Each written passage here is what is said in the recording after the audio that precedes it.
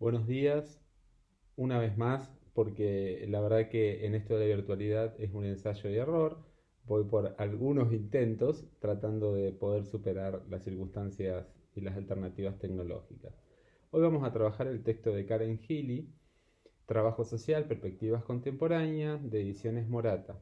Ustedes se van a encontrar en el programa que dentro de la lectura obligatoria es la introducción y el capítulo uno, pero de alguna manera vamos a tratar de presentar una breve síntesis de lo que es el trabajo social, los retos de nuestro tiempo. La autora, trabajadora social y docente en la Universidad de Sydney, en Australia, se considera este material como una herramienta indispensable y fundamental para poder repensar el trabajo social crítico, tan mencionado en nuestra época, y de alguna manera poder enriquecerlo con los avances teóricos de autores pertenecientes al postestructuralismo como son Michel Foucault y pensadoras feministas radicales como Hélène Cixous, Elizabeth Gross y Moira Guyton, desde una mirada crítica sin perder de vista la particularidad del trabajo social y sus prácticas. Ella postula que la ciencia social crítica de alguna manera interpreta las experiencias locales, subjetivas e institucionales como producto de la estructura social global. Y esto se aprende, y con H en el intermedio, por medio de las categorías de identidad, poder y cambio. Ella sostiene que la identidad se deduce de las estructuras y la ubicación de los individuos en ellas. De alguna manera, la diversidad de subjetividades comparten identidades y experiencias comunes de opresión que además son fijas y unilaterales.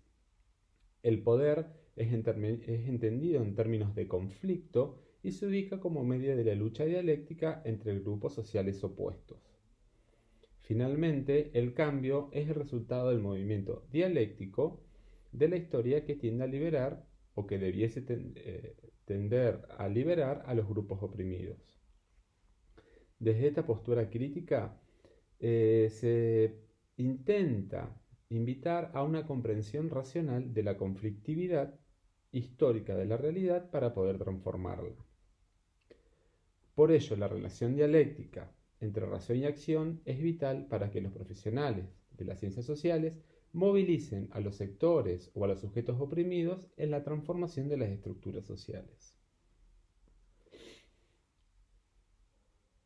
Eh, Ella en algún momento, no, en varias oportunidades del material se van a encontrar que postula un distanciamiento sostenido y evidente entre teoría crítica y práctica, que de alguna manera ha sido explicado por los activistas como producto de las condiciones subjetivas, tanto de los profesionales como de los usuarios, que inhibe su compromiso con el cambio.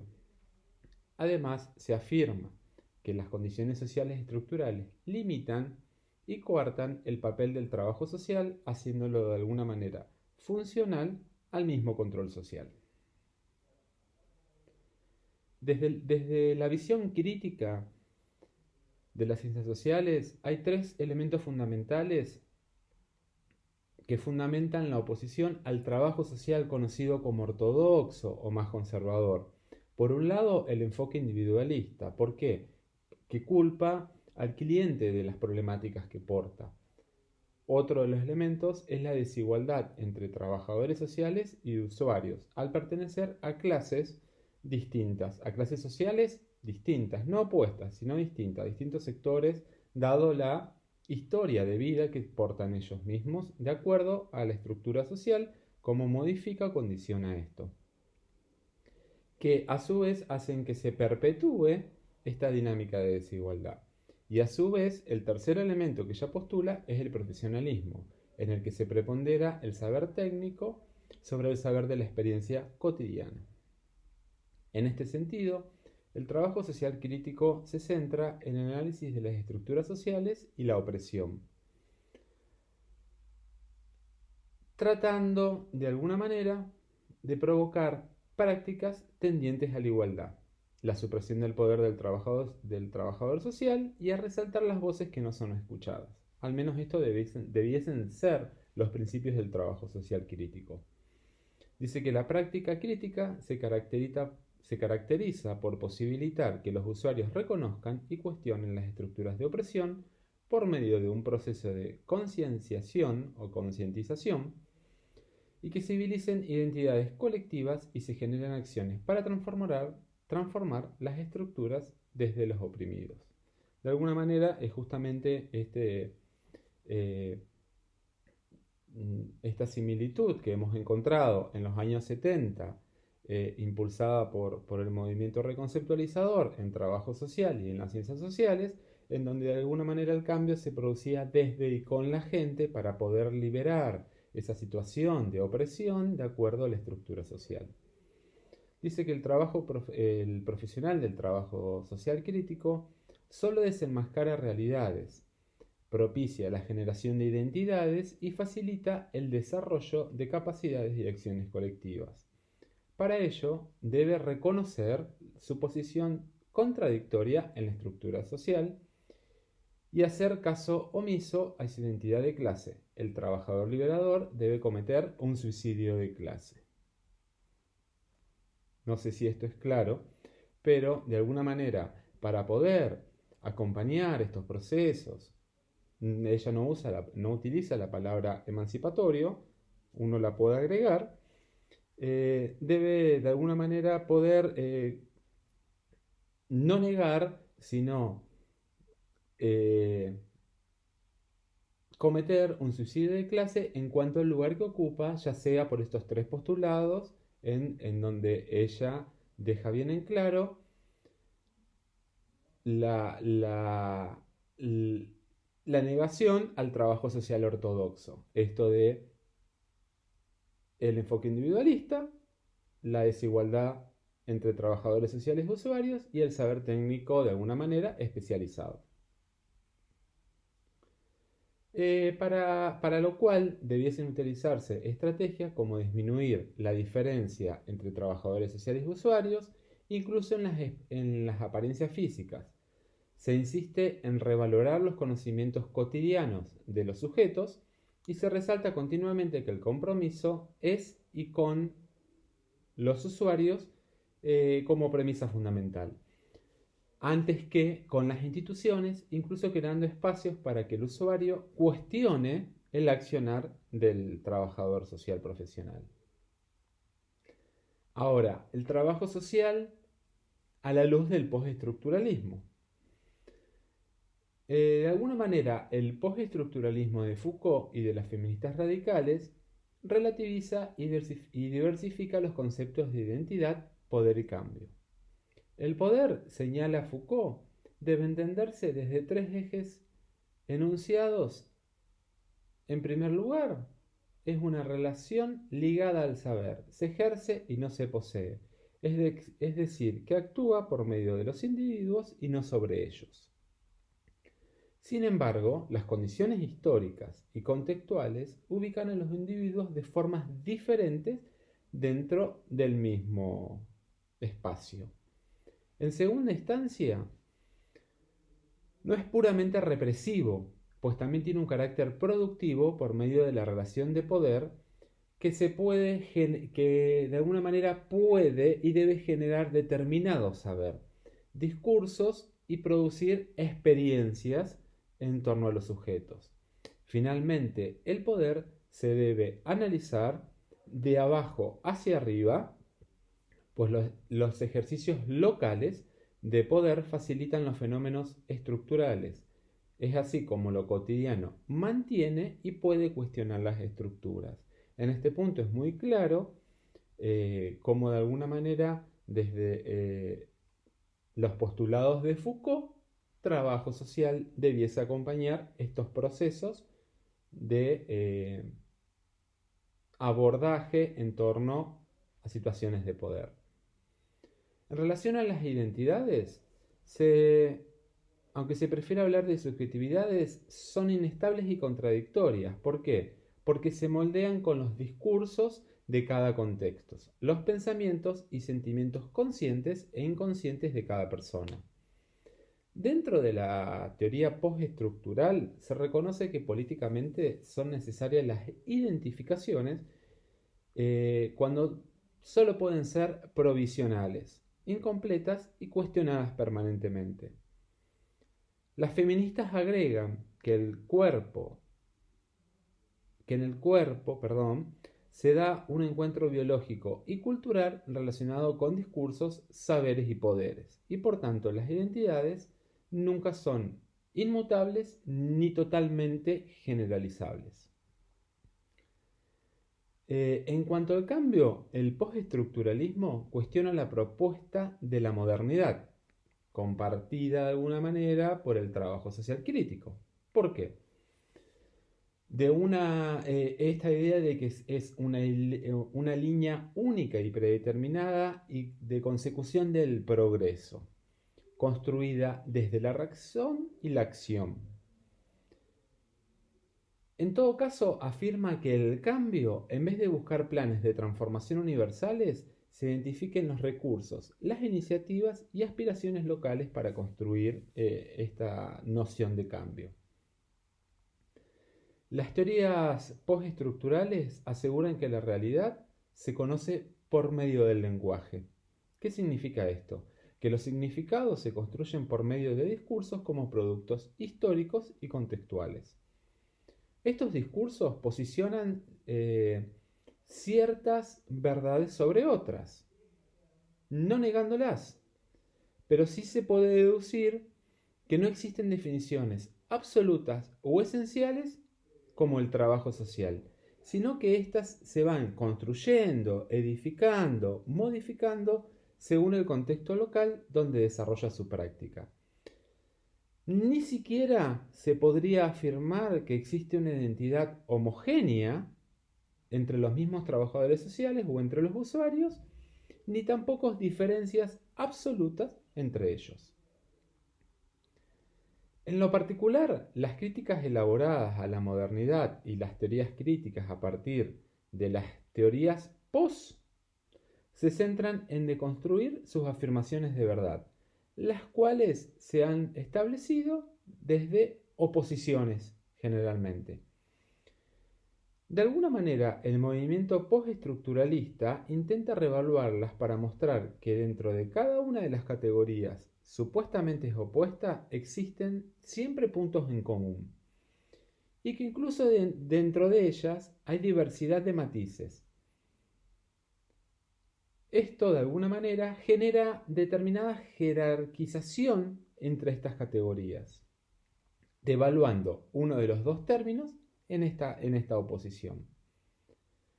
Al reconstruir estas oposiciones, como por ejemplo trabajo social ortodoxo o clásico, conservador, y trabajo social crítico o profesional usuario, se puede de alguna manera amplificar, diversificar la mirada sobre lo que es una práctica crítica y cómo de alguna manera se van moldeando estas identidades de los actores implicados en esta práctica crítica.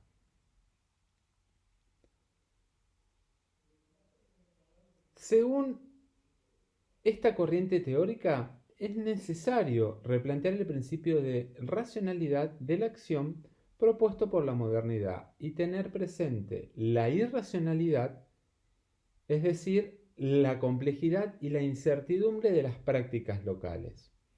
Solo así se puede descubrir lo que es y lo que puede ser el trabajo social. Ahora, frente a estas teorías post, los trabajadores sociales críticos han dado diversas respuestas que de alguna manera la autora postula en tres posturas. La primera se caracteriza por ser un rechazo tajante a estas teorías, por considerarlas regresivas y desestabilizantes. La segunda, que funciona de alguna manera como más elástica, más flexible, acepta los aspectos que refuerzan las teorías críticas. Y la tercera está compuesta por quienes admiten como una mirada crítica que permite diversificar y relativizar estas tres teorías en relación al poder, la identidad y el cambio. Volviendo, los primeros, quienes rechazan tajantemente estas teorías, argumentan que con las posturas post basadas en el lenguaje se puede perder de vista las condiciones materiales de injusticia, al enfocarse en relaciones, en relaciones micro, sujeto-sujeto, del poder. Se pierde la base de lo que es de alguna manera la lucha política estructural, en donde se mantienen las desigualdades, la opresión y el reconocimiento de la diversidad dentro del ámbito local. La relativización hace que se caiga en la aceptación acrítica de las diferencias. De alguna manera se niega esta posibilidad de modificación. Quienes encuentran en las teorías post una herramienta para fortalecer la práctica crítica, consideran que éstas permiten reconocer, desde la teoría de la microfísica del poder, que las prácticas fomentadas por el trabajo social crítico también conllevan a relaciones de poder y que es necesario reconocerlas para utilizarlas de acuerdo con la intencionalidad política del profesional.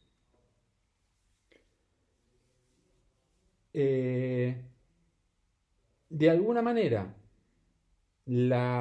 teniendo en cuenta la concepción determinista del poder reclamada por el trabajo social crítico, incivilizan la capacidad de los usuarios de ejercer poder, convirtiendo la práctica del profesional en paternalista y autoritaria.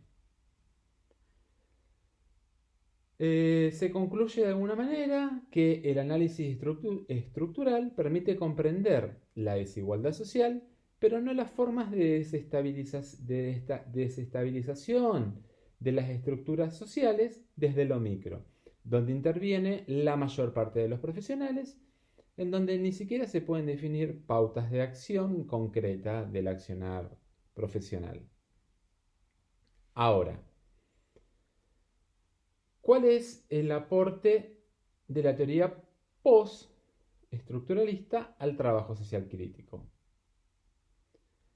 Si tenemos en cuenta cuáles son las exigencias de la práctica profesional del trabajo social crítico, se pueden asumir algunos elementos de las teorías post para el análisis del poder, la identidad del cambio, esenciales para poder diversificar las perspectivas del trabajo social crítico. Una de las principales afirmaciones que se puede plantear con base en las teorías post es que si se considera que el poder es omnipresente y puede ser represivo o a su vez productivo, se puede afirmar que el saber que poseen los usuarios de los servicios sociales se puede convertir en poder por parte de ellos. Obviamente que tiene que haber una habilitación por parte del profesional que permita fortalecer las voces de estos, de alguna manera, sujetos subordinados a los servicios sociales. En ciertos contextos del trabajo social es inevitable la utilización del poder. Ahora, lo que sí se debe tener en cuenta es que debe ser posible ejercerlo de una manera justa, reflexiva e intencional. El trabajo social debe elegir en qué momento ejercer el poder. Nunca en contra de los intereses de los usuarios, obviamente. Ahora, la práctica crítica lleva de por sí al ejercicio del poder, lo que de alguna manera se invisibiliza al pensar de que este solo se expresa en el autoritarismo. O sea, no se debe caer en esa afirmación o en esa lógica. Pero sí se reconoce que el poder utilizado de una manera distinta, sino más bien habilitante, genera situaciones de colectividades concentrando el trabajo colectivo en los objetivos a conseguir e impulsa en los usuarios a que se apropien de estos mecanismos de control y de cambio desde los lugares de micro o locales que de alguna manera pueden poner en tensión esta estructura social existente. Ahora, el poder es necesario para poder transferir a otros esta misma situación de poder. Ahora, hay algo que no se puede continuar generalizando, que frente al poder que representan los profesionales, en el caso de trabajo social existe una infravaloración de su saber dentro de las ciencias sociales y los mismos usuarios. ¿Por qué?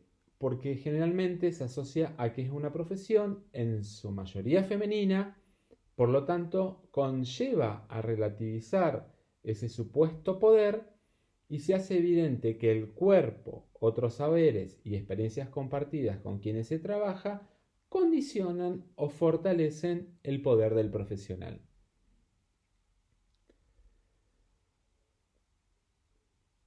La diversidad de los profesionales y sus particularidades vinculadas muchas veces a identidades vulnerables, como ser mujer o ser de una raza distinta a los de los dominantes, no se han tenido en cuenta en los análisis críticos, ni lo que significa para otros profesionales poseer estas características culturalmente dominantes, aun cuando quiere suprimir esas diferencias con los usuarios.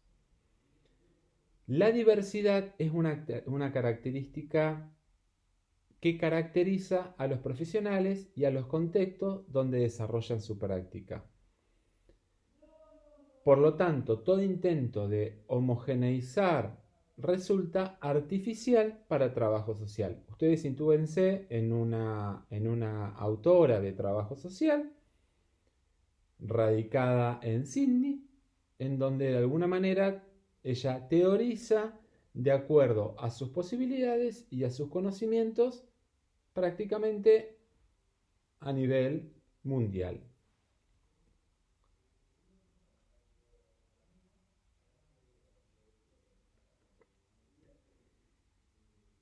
Otro aspecto que ella menciona es que las teorías post relativizan la categoría de víctima. ¿Por qué? Pues es necesario que se observen los efectos múltiples del poder y la capacidad de los usuarios de ejercerlos. ¿Esto qué significa?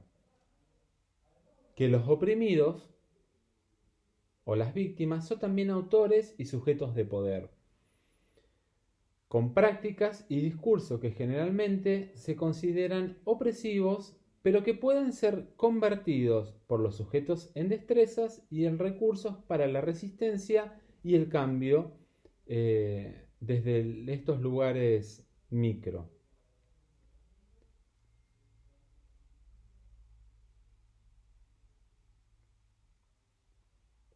Recapitulando de alguna manera,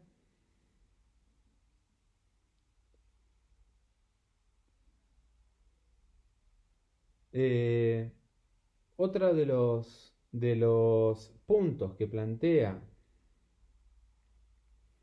la autora es que la relación entre teoría y práctica debe ajustarse al contexto donde trabaja o se interviene desde trabajo social y a su vez permitirle al profesional definir cuáles son los límites de la teoría crítica en su práctica. ¿Qué significa esto? Que la concepción de verdad absoluta no permite a la práctica retroalimentar a la teoría. Y aunque no se trate de validar cualquier tipo de activismo, sí se deben evaluar las teorías críticas y apostarle a construir nuevas categorizaciones que de alguna manera permitan que no se plantee una forma única de trabajo social ni de activismo, sino que sin abandonar la perspectiva crítica, la práctica y la teoría se liguen en el contexto, se puedan encontrar de alguna manera en la realidad. Ahora, esto nos debe posibilitar reflexionar cuál es la percepción con respecto a instituciones como el Estado y los medios de comunicación, a los cuales se los considera obviamente aparatos ideológicos y represivos que de alguna manera moldean esta superestructura que construye subjetividades y moldea la conducta de los sujetos. Ahora, como para ir cerrando, Karen Healy advierte muy claramente que hay que ser precavidos frente a las teorías post. ¿Por qué? Porque de alguna manera, si bien son muy útiles para diversificar y visibilizar alternativas, hay aspectos de ellas que no deben llevarse al extremo por completo. Como por ejemplo, lo relacionado con la sobrevaloración del lenguaje y lo simbólico. ¿Por qué? Porque pueden de alguna manera ocultar realidades y las conflictividades materiales que sí existen en la realidad.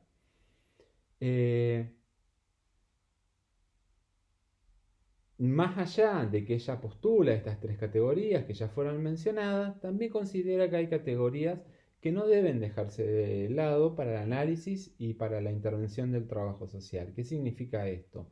Categorías como clase social, género, raza, son herramientas analíticas indispensables para poder comprender y transformar la realidad social. Otro elemento fundamental es que la teoría post del poder puede ocultar algunas formas fijas y dominadoras del mismo, a las que no es posible resistir aisladamente. ¿Qué significa esto? Que tan peligroso es decir que nunca se es víctima como afirmar que siempre se es. ¿Qué quiere decir esto? Que la relación con este punto, y para no caer en una política de resentimiento, se deben abrir y generar procesos que faciliten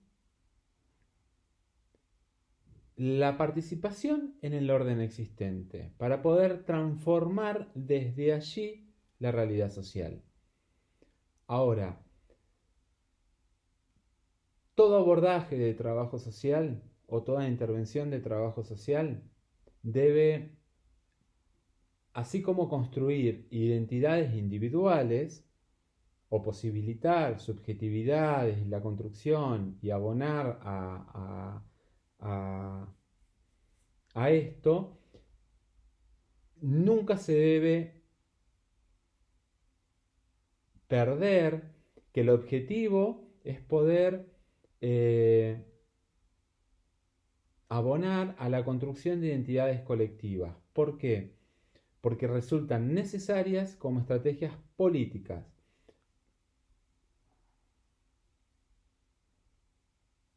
¿Qué significa esto? Que si no se generan propuestas que trasciendan la experiencia individual, esas identidades, si bien no son fijas ni estables, deben posibilitar repensarse a estos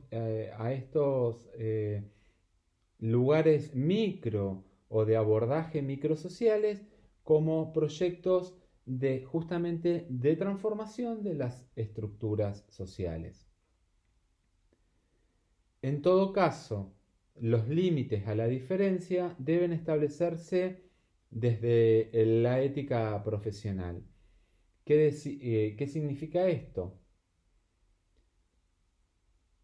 que la diversidad y la construcción individual no pueden nunca legitimar formas de dominación o de imposición de trabajo social. Ahora, la teoría postestructural nos debe invitar a reflexionar sobre el hecho de que en los contextos micro, donde está ubicado el trabajo social, se debe poder diversificar y extender el concepto de cambio social y de práctica crítica, sin que esto de alguna manera signifique desvincularse de la búsqueda de la transformación en su totalidad. Por ello, de alguna manera, exhorta o implora a los trabajadores que investiguen o que la práctica sea un lugar que posibilite la investigación y definan desde ese lugar qué es ser un trabajador social crítico en esa particularidad contextual.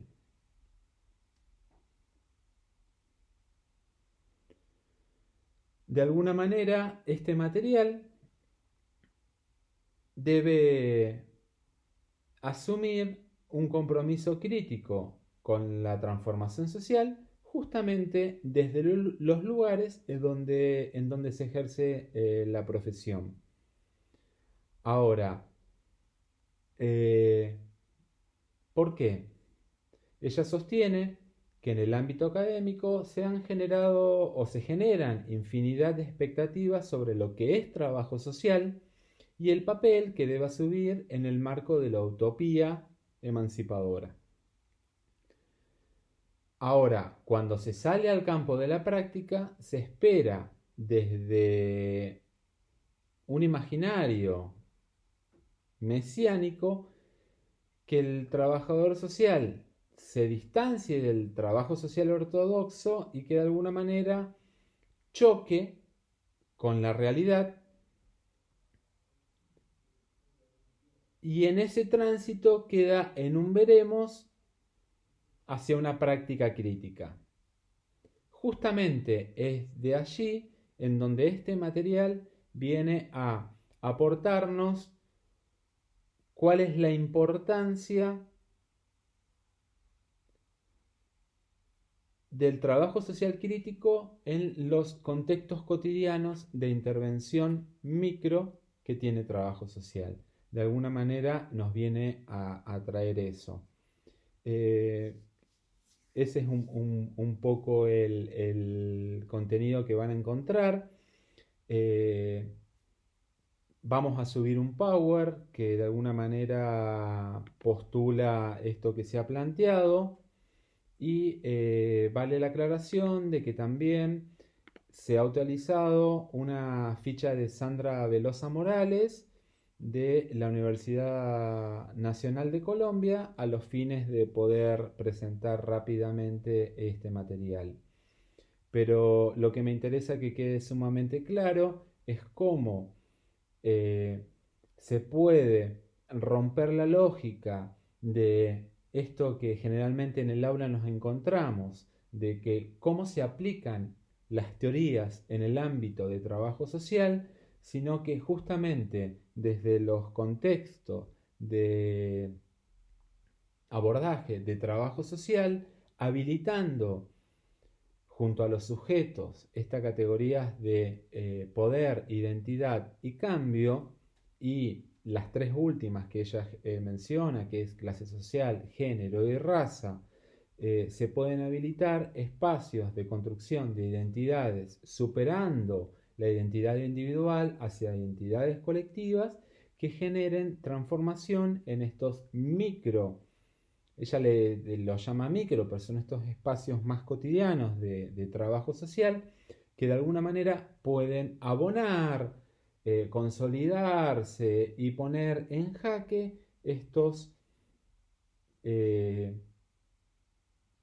estas necesidades de transformación social hacia cambios más grandes que vendrían a ser la estructura o la superestructura de acuerdo a los aparatos ideológicos, los medios de comunicación y demás. Muchísimas gracias.